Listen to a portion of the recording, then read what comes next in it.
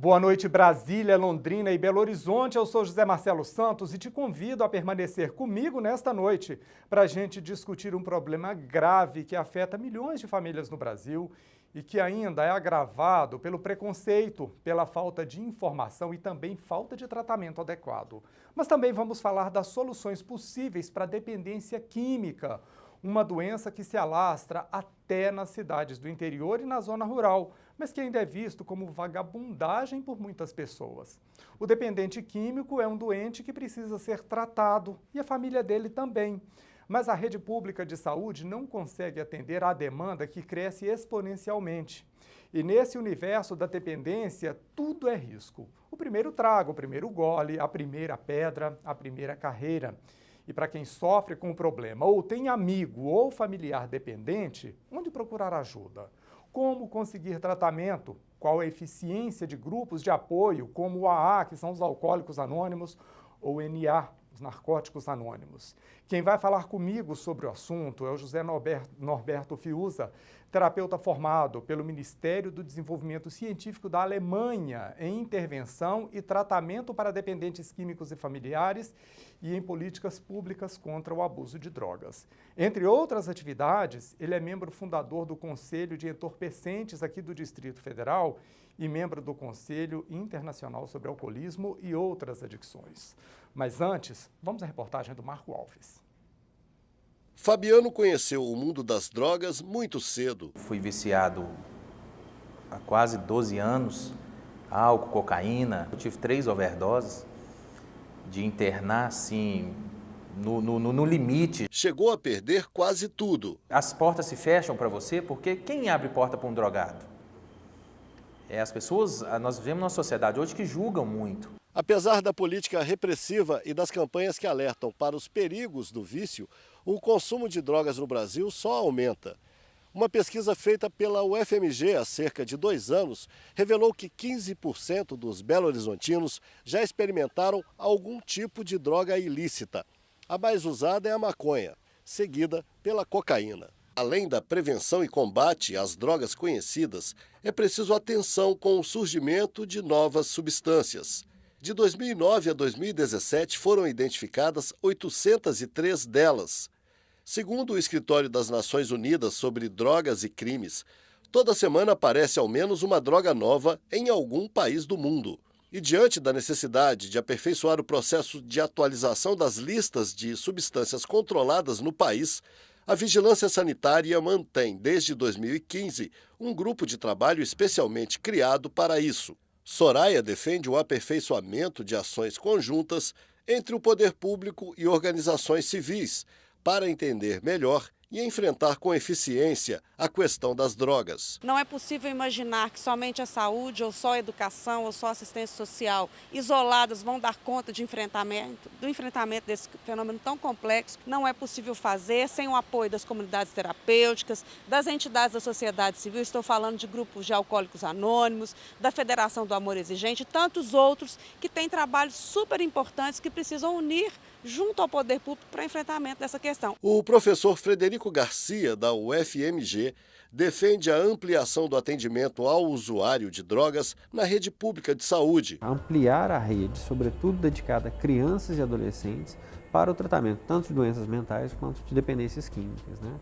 Se a gente começar a tratar do começo e não do meio ou do fim, é bem mais fácil e o prognóstico é bem melhor. A família é fundamental neste processo.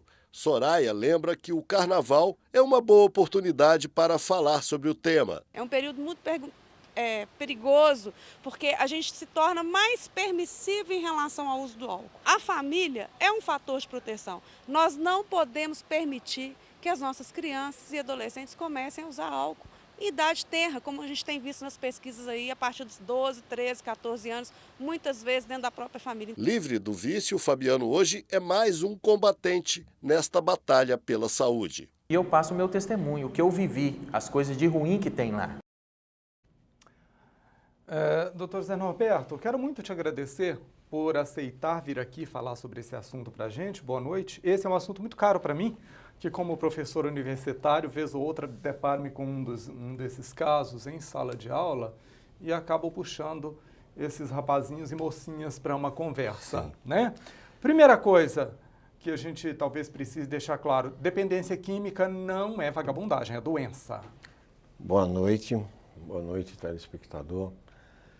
É importantíssimo esse esclarecimento que vem de uma cultura equivocada que associa o abuso de substância psicoativa a um defeito moral, um problema de caráter, a uma fraqueza e às vezes até a marginalidade.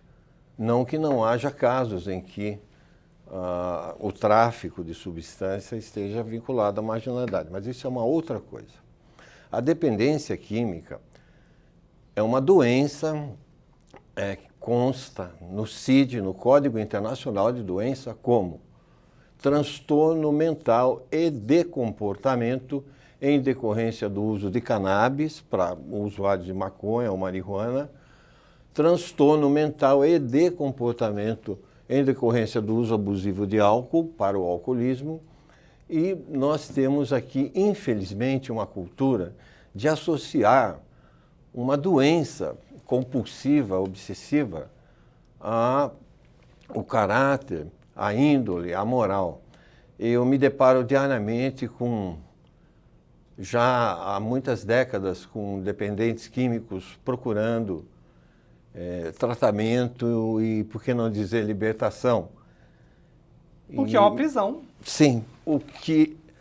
E eu tenho convicção que são pessoas de um caráter que têm competências, capacidades, talentos, dons, que estão sendo sufocados, primeiro, pelo padrão recorrente e o desejo de alterar o estado de consciência, e, em segundo, pela marginalização que sofrem, por vezes, dentro da própria família, por uma visão equivocada. Nós vimos na matéria aí a colega chamando a atenção para a mobilização a importância da família, que a família protege. Sim, a família protege, quando ela está bem informada. Quando ela está mal informada, eu ouço o pai chamando o filho de maconheiro dentro do consultório. E isso é um agravante e um mantenedor desse quadro. Então, se seu filho, se seu marido, alguém da sua família tiver uma compulsão por alimento, ele é um compulsivo alimentar.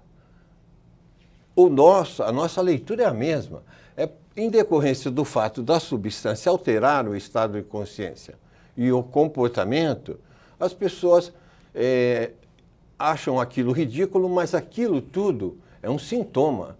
Então, a primeira coisa que se deve ter é, se você não consegue intervir com o seu filho, com o seu marido, com o seu amigo, você primeiro procure entender o que é a dependência química. Eu diria que acho que é um dos conflitos existenciais mais sofridos que um ser humano pode ter. Porque ele põe a cabeça no travesseiro e pensa todo dia, eu vou parar, eu vou deixar, eu não quero mais isso, está interferindo no meu trabalho, nas minhas relações, na minha vida acadêmica, e no outro dia ele acorda. Ele não consegue Ele lidar não com consegue. isso. E aquela razão, ela fica desse tamanho, perto da compulsão, e ele começa a viver um conflito. E além dele passar por todos aqueles problemas de saúde, pela ressaca mesmo, né? Pelo dano que ele sente no organismo, essa pessoa ainda vai sofrer com a sensação de fracasso. Sim. A de eu não dou conta, não é? Sim. Ele emocionalmente fica abalado 24 horas por dia. Né? É muito comum ouvir jovens e adolescentes que trazem uma dor muito grande no consultório porque eles são a vergonha da família. Ora, se você tem um filho, alguém da sua família com câncer, ele se torna a vergonha da família. A dependência química é pior que o câncer. O câncer afeta o organismo, tem cura, um bom prognóstico. A dependência química afeta a parte clínica, emocional, mental, acadêmica, profissional. Ela interfere em quase todos os papéis da vida daquele ser humano. E quando a família enfrenta isso, claro que eu quero falar disso com mais profundidade ao longo dos próximos blocos, mas quando a família enfrenta esse tipo de situação, né, e que assume esse problema, lidando bem ou mal com aquilo, a família passa a ser discriminada pelas outras famílias e acaba havendo isolamento também, né? Também. Porque há uma... Eu sempre digo e penso assim, se você não pode ajudar seu filho, porque é uma doença do livre-arbítrio, ele decidiu, num determinado momento, experimentar. Quem experimenta uma substância, quem experimenta maconha, cocaína, crack, diz, eu vou ficar viciado. Aquilo é um experimento. Então é comum eu ouvir uma mãe falar que sente culpa, eu podia ter feito melhor, acho que eu peguei pesado, acho que eu fui muito compreensiva. Na verdade, não é a sua ação ou a sua ausência que levou o seu filho a usar droga.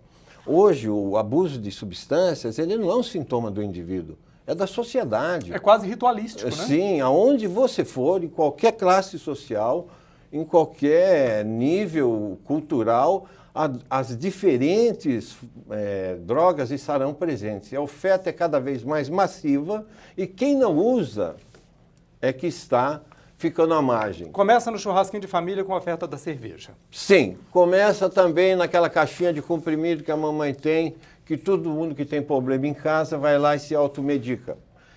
Porque nós falamos muito de drogas ilegais, porque chama atenção, a maconha. Mas tem a dependência de medicamentos também, né? Só para se ter uma ideia, para podermos falar disso depois, as drogas ilegais representam 5% do problema de dependência química do nosso país.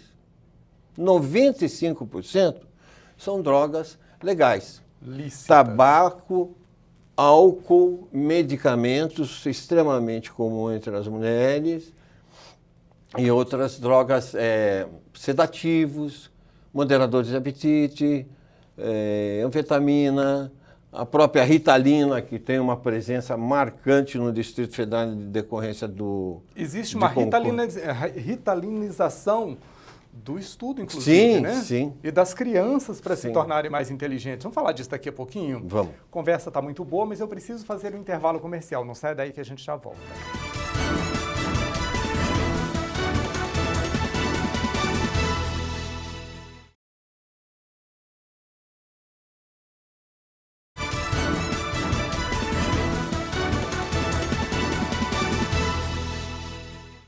Estamos de volta com o Cidadão Tropical, que hoje recebe o doutor José Norberto Fiuza para a gente falar sobre dependência química e de como o país e as famílias enfrentam esse problema.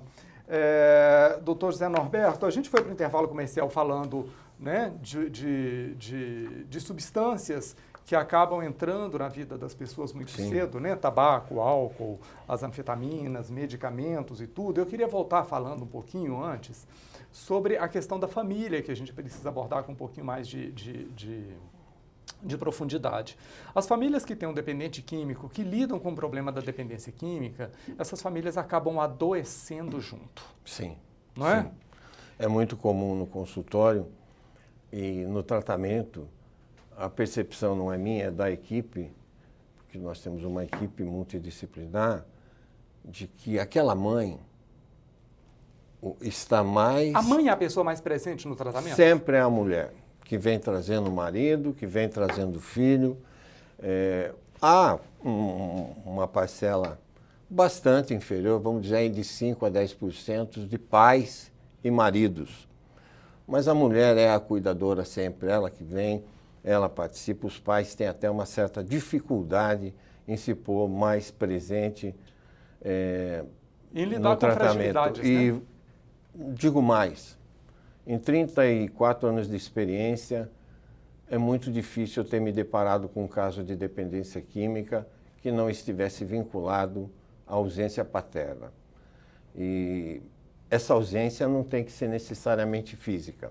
É aquele pai que mora junto, que está junto, mas que promove benefícios materiais, financeiros, mas não acompanha a vida emocional, afetiva da filha ou do filho. Em relação a alguns alunos, né, ao longo desses anos como professor, e que me deparei com isso e na conversa com os meus colegas, eu sempre digo que em Brasília temos muitos filhos órfãos de pais vivos dentro de casa.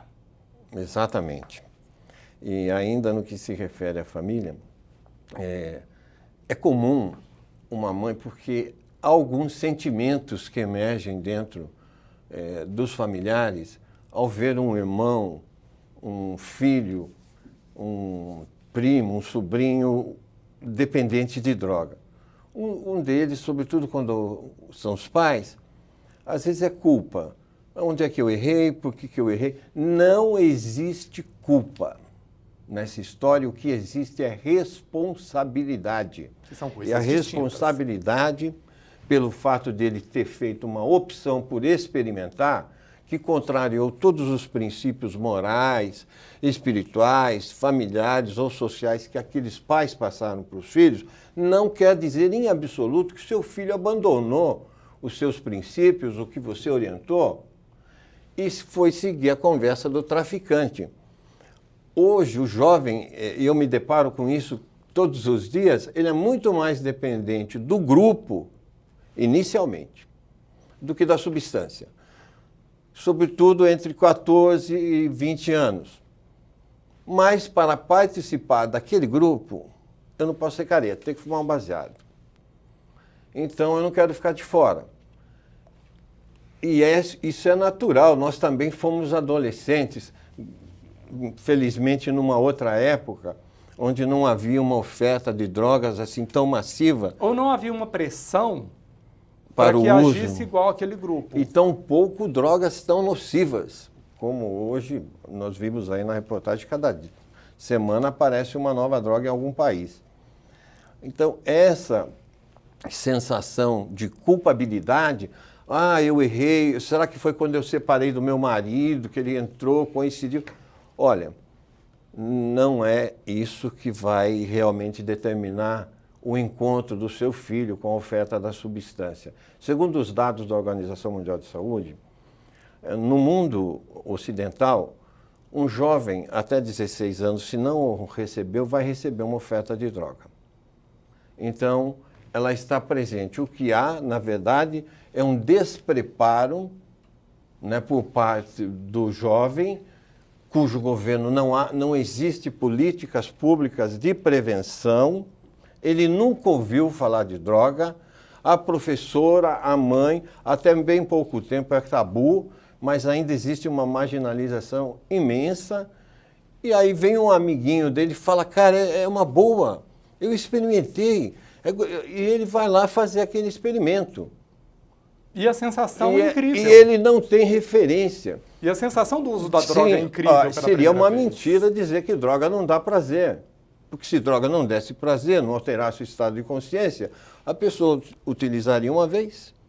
Eu falo, não deu nada. Se não anestesiasse algumas dores... É um prazer destrutivo. É um prazer que vai cobrar na frente a felicidade, a saúde, a prosperidade. Mas é um prazer. Então a pessoa está trocando o futuro por um prazer momentâneo. E a família, nesse contexto, além da culpa, ela tem um sentimento, por vezes, até de traição. Ele nos traiu. Ele deixou tudo que nós investimos nele, fizemos de valores. Virou as costas para isso tudo, né? E está lá com a galera. Aí o senhor falou da necessidade, né, ou da ausência do governo na hora de fazer campanhas, mas existe também uma ausência do governo na hora de tratar os dependentes químicos e de dar suporte para a família, inclusive suporte psicológico, né? Sem dúvida nenhuma. Se você for nos órgãos competentes, tanto federal como estadual, que tratam dessa questão, eles sequer compreendem o que é um processo de tratamento de um dependente químico. Então, nós temos princípios, normatizações da própria Organização Mundial de Saúde. Aqui as pessoas, o governo acaba contribuindo para agravar a ignorância das famílias acerca dessa questão. Primeiro, associando o tratamento sempre a uma internação. A internação, ela não representa e nem deve representar mais que 20% do processo terapêutico. Mas muitas pessoas, e também aí há uma máfia branca de instituições que oferecem tratamento, recuperação, em 90 dias, o seu filho vai ficar, que se prevalecem da dor dessa família. E são tratamentos caros. Sim, caros, oferecendo intervenções mágicas, que nós sabemos que a dependência química é um padrão recorrente, instituído, é reacional, né? Aquele indivíduo reage à vida, ao desconforto, à dor, até à sua própria menosvalia, usando substância. A vida é comum eu ouvir depois de algum tempo de abstinência, o paciente fala, Fios, eu parei de usar, estou trabalhando, eu estou bem com a família, mas a vida ficou preto e branco. Por um período, sim, mas ela vai se colorir de novo. É necessário passar essa ponte porque o sistema neurológico, ele demanda um certo período para que ele possa se restabelecer totalmente. Para mudar de padrão, né? E um último sentimento, esse ainda da família, esse sim é sofrido e é o que adoece, é o da impotência. De ver um filho amado, querido, adoecendo, cavando uma cova para cair dentro, você vai ajudar, ele bate com a pá na sua cabeça. E ver como a sociedade está julgando Sim. esse filho. Os amigos sumiram, os parentes saíram de perto. Sim, os papéis produtivos dele ficaram todos para trás. Há sempre uma comparação dentro de casa. Você está vendo? Esse é o filho que não deu certo. Você está vendo o seu irmão? Ele estuda, ele está bem na faculdade, o irmão tem carro, tem toda a atenção da família. Essas comparações, se você compara uma pessoa doente com uma sadia, então essa noção de que a pessoa que usa droga tem um defeito moral, uma fraqueza, ela é, para nós, profissionais da área de tratamento, uma ordem empecilho. A gente queria ter nesse programa também a participação de alguém da Secretaria de Saúde aqui do Distrito Federal para saber como é que o governo do Distrito Federal enfrenta esse problema e que suporte que ele dá para as pessoas que enfrentam, principalmente as de baixa renda, né? Muitas dessas pessoas se tratam nos CAPs. Sim. Né? Sim. É um tratamento eficiente ou eles conseguem até determinado ponto porque faltam mais pessoas para trabalhar medicamentos e estrutura de maneira geral? O CAPS, ele abrange, ele tem profissionais qualificados, mas eu diria, é incipiente não, para todos os casos. É lógico que o CAPS AD, álcool e drogas, né? Porque há determinados pacientes que necessitam de uma abordagem intensiva. Não adianta você ficar medicando, psiquiatrizando a dependência química com ansiolíticos, com antidepressivos, com você estabilizadores. Coloca uma coisa no lugar da outra? Isso, exatamente. Isso é trabalhar o sintoma. A ansiedade, a depressão, a instabilidade de humor que advém dos sintomas da abstinência quando ele para, são sintomas. A origem dessa questão é que tem que ser trabalhada. E a origem quase sempre está no contexto e na dinâmica familiar. Não que a família tenha alguma responsabilidade, mas o histórico pessoal, o histórico familiar e o histórico emocional do indivíduo não é aquilo que levou ele a usar uma substância. Ah, eu passei mal, eu tive um trauma, eu vou usar essa... Não há link no momento. Porém, eles não são fatores indutores, mas são fatores mantenedores e agravantes do uso da droga. Então é preciso ir lá e tratar esta família, auxiliar esta família para que todo mundo consiga auxiliar esta pessoa a passar por esse processo. Sim. Do contrário, é como o quê? Desligar o alarme de incêndio e deixar a casa pegando fogo? Exatamente. É como você tratar o que nós chamamos de paciente identificado e colocá-lo de volta num contexto que está disfuncional, que tem uma compreensão equivocada, confrontativa, né, e condenatória acerca de uma doença. Eu quero continuar falando sobre esse assunto e no próximo bloco eu quero falar do papel de grupos como os alcoólicos anônimos. Sim. E os narcóticos anônimos que nos ajudaram muito para que esse programa que a gente conseguisse produzir esse programa e a gente inclusive antecipa agradecimentos. A gente volta daqui a pouquinho, não saia daí.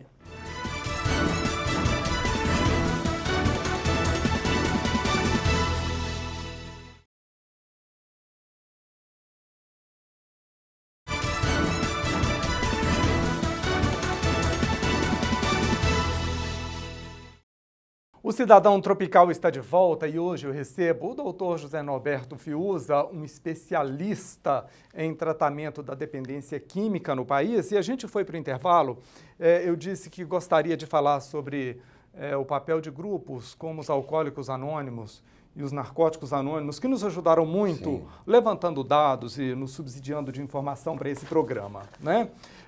Como é que eles auxiliam, até que ponto eles são eficazes no auxílio para essas pessoas que querem tratar a dependência química?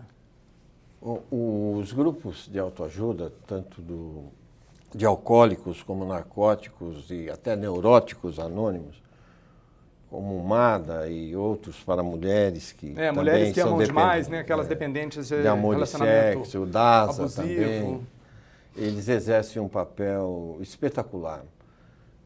Primeiro, pela comprovada efetividade, né, em todo o mundo.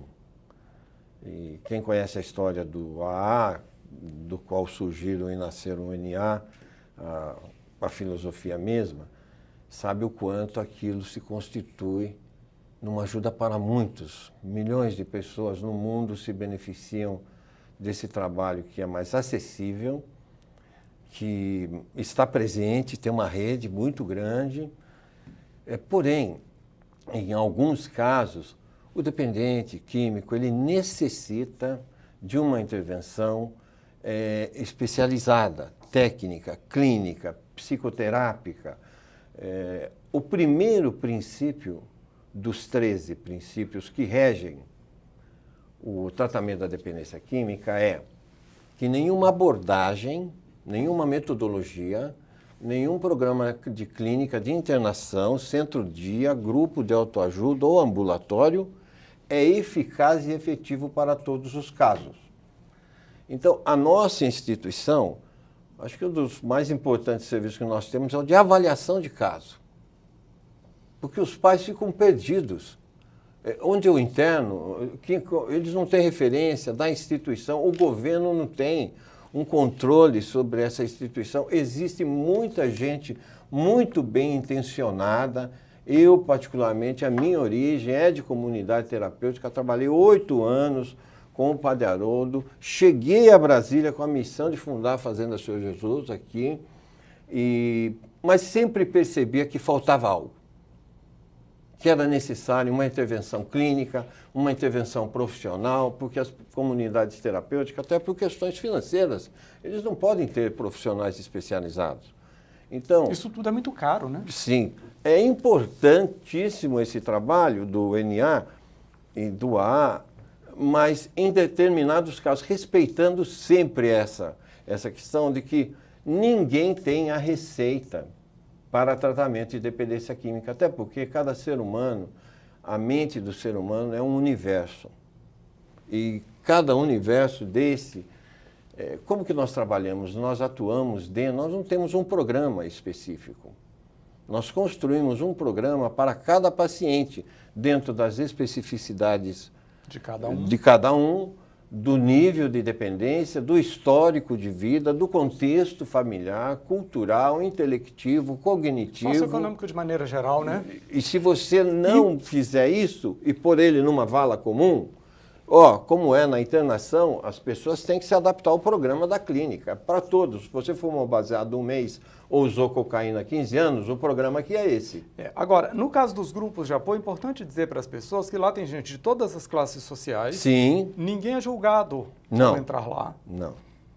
Né? Pelo contrário. É um grupo de acolhimento. Pelo contrário, o grupo ele é um grupo de acolhida e isso é um diferencial muito maravilhoso. Ali são todos iguais, né?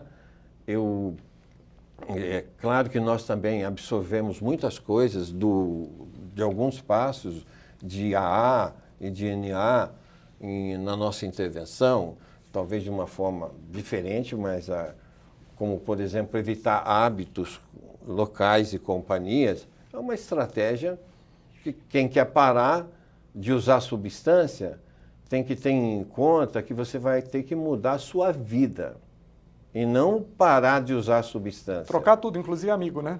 Amigos, troca locais, grupo, troca hábitos. locais. Mais que isso, o que você vai inserir no vazio que vai ficar.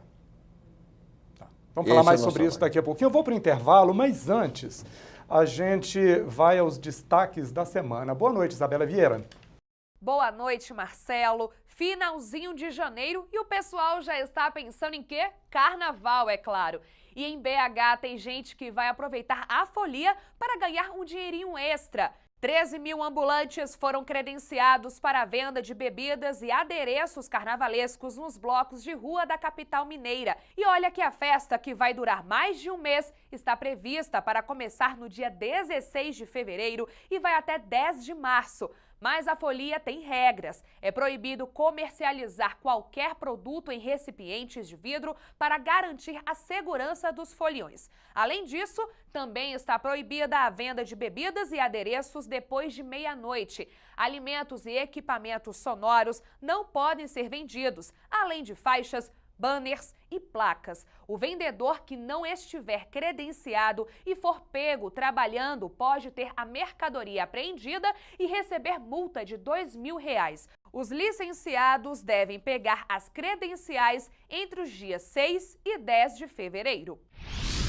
No Distrito Federal, o governo vai passar a exigir que os alunos comprovem a necessidade financeira para ter direito ao passe livre nos ônibus. Desde 2010, o benefício vinha sendo concedido a 100% dos estudantes de escolas públicas e privadas. Aproximadamente 195 mil alunos do DF são beneficiados nos ensinos superior, médio, fundamental e técnico. O governador Ibanez Rocha afirmou que há sobrecarga do sistema subsidiado pelos cofres públicos por causa de estudantes que podem arcar com a despesa, mas não pagam passagem. A implementação da medida ainda está em pesquisa e deve ser concluída até o início das aulas. Segundo o executivo, são gastos R$600 milhões no transporte para alunos, pessoas com deficiência física e idosos. Em Londrina, a prefeitura está em busca de adolescentes e crianças com talento para basquete, handebol e artes marciais. O projeto Caça Talentos quer descobrir jovens com habilidades esportivas para promover um investimento de base para os atletas mirins. O objetivo inicial é atingir cerca de 1.500 meninos e meninas de Londrina. Ao todo, serão investidos mais de R$300 mil com verbas federais para a aquisição de material básico e promoção de eventos esportivos. Técnicos de basquete, handebol, judô, karatê e taekwondo já firmaram a parceria. Os selecionados para a participação no programa podem ser escolhidos em escolas, praças esportivas e clubes. Para participar, todos precisam estar acompanhados dos pais ou responsáveis com documentos em mãos. Por hoje é só. Na próxima semana nós voltamos com mais notícias de Brasília, Belo Horizonte e Londrina. Até lá! Até lá, e para você que nos acompanha, é até daqui a pouquinho. A gente já volta.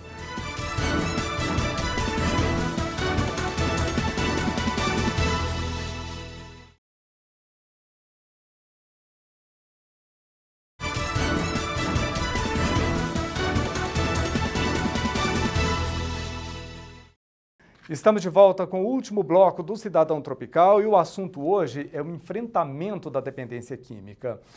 Doutor José Norberto, eu prometi antes do intervalo que a gente ia falar sobre diferentes níveis de internação, né? Principalmente internação compulsória. Às vezes a família não consegue mais lidar com aquilo e interna o dependente químico compulsoriamente. É eficiente esse tipo de intervenção? É eficiente em determinados casos. Quando o paciente está pondo em risco a sua integridade física, psíquica, emocional, a sua vida ou de outrem, através do uso de substância psicoativa, ou já desenvolveu uma comorbidade, uma psicose, uma paranoia. Eu recentemente tive um paciente que era um modelo e que estava vivendo em população de rua. E essa mãe, desesperada, não conseguia, ele sequer conseguiu me reconhecer. E nós entramos com uma ação no Ministério Público e o Ministério Público retirou ele da rua ele está muito bem, porque daí a compulsória é aquela internação por determinação judicial, cuja família se sente totalmente impotente, desamparada, não tem condições financeiras, não tem convênio, em comunidade terapêutica pressupõe voluntariado, ele não quer, então, mas essa vida tem que ser salva. E ele não tem condição de responder por ele mais. Não, né? ele não pode, e ele sequer identifica a sua doença, quanto mais a necessidade de um tratamento. Então, nesses casos, a internação compulsória, e a própria legislação diz, ela se faz necessária para salvaguardar a integridade física e a vida do próprio paciente e da família. A gente ainda tem aquela internação contra a vontade, aquela que a família entra em contato com uma clínica particular, geralmente muito cara, Sim. e eles vêm e buscam essa pessoa à força? Temos. Essa é a internação involuntária, que é quando o paciente, que também está prevista, né, na legislação de saúde mental, porém, muito difícil, porque eu acho que a internação, não existe internação voluntária. Mesmo os que vão voluntariamente para uma comunidade terapêutica, alguma coisa aconteceu, alguma perda, sempre Ele foi compelido, né? Ou no trabalho, ou a esposa vai separar, ou teve um acidente, ou foi preso. Ninguém recebe uma luz e fala, eu vou para a comunidade terapêutica. Da mesma forma, eu digo, pode haver internação involuntária, porém, com dependência química não existe tratamento involuntário. Então, é muito necessário, é muito importante, saber o que é possível com a internação involuntária. Nada mais do que uma desintoxicação física, clínica, orgânica, tirar o paciente de uma crise como um doente mental, que às vezes está surtado, para tirar ele daquele quadro. Ela até tem uma valia. Nada mais que isso. A nível de tratamento, no que vai na origem do uso da substância, no manejo. Quem quer parar de usar a substância tem que aprender a se contrariar. Não há sucesso sem contrariedade. Você vai ter que se pôr à margem do próprio contexto que você vivia e lutar contra si mesmo. É difícil, uma luta muito possível. solitária. E aí, de novo, a importância do AA. E aí a importância da família. Você falou que... Sem dúvida. A família, às vezes, quando ela vai primeiro, né, Sim. a chance de sucesso aumenta. Como é que funciona? Nós temos um programa que é só para a família. Eu sempre digo, se o seu filho, o seu marido, ele não quer se tratar, trate-se você. Procure você compreender. Não é nem o que você pode ou deve fazer por ele, é o que você não deve mais fazer. Porque muito amor, muita dedicação em forma de complacência, de conivência, se torna mantenedor. Linha dura, então, quando nós temos um programa aqui e temos algumas famílias que vieram, só vem o pai e a mãe, ele não quer. Nós vamos tratar essa família. Em 80% dos casos, o dependente vem em seguida, porque houve mudanças. Então, se você, como mãe, diz uma coisa para o seu filho, você vai ficar em casa, e ele vai lá no pai, o pai, mas você me arruma dinheiro, e o pai fala, não, vai. Essa falta de alinhamento na intervenção, que é resultado da incompreensão da doença e dos fatores que emergem dela, ela acaba sendo um campo fértil para manipulação do que é parte, porque a pessoa está compulsiva e também é uma agravante e mantenedora do quadro. Então, alinhar a leitura e a intervenção vai ajudá-lo muito. Para as pessoas que estão enfrentando esse problema em casa nesse momento, ou para quem se reconheceu ao nos assistir e fala, eu tenho um problema, qual o principal conselho? Assim, a partir de agora, faça isso. O que o senhor diria? Procure uma ajuda para você.